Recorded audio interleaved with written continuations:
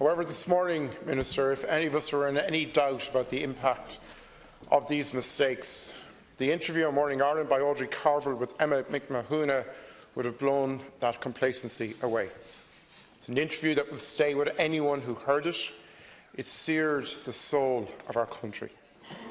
It's hard not to be completely distraught, Minister, at the devastating heartbreak that Emma and her family are facing, and there are no words that anybody can say that will console her, her 5 children, her family or her friends.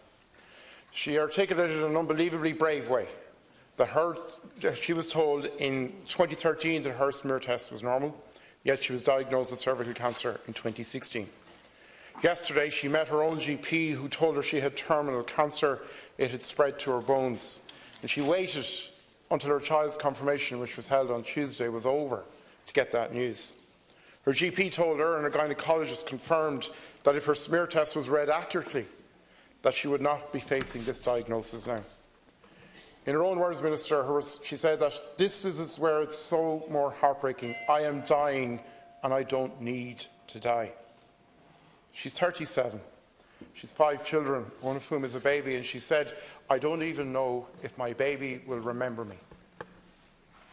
I don't even know if my baby will remember me. Minister, the time for defiant defence is over. It's not a time to defend the realm anymore, defend the government, defend the HSE. Please stop. Please stop as a government and listen.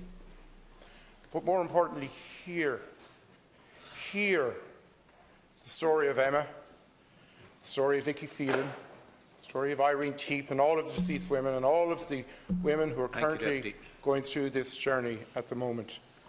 Emma's only one story in an ocean of anguish. Minister, I want you to give your thoughts on whether all of these women have been failed by the state. And do you believe there should be accountability, and that there should be accountability now?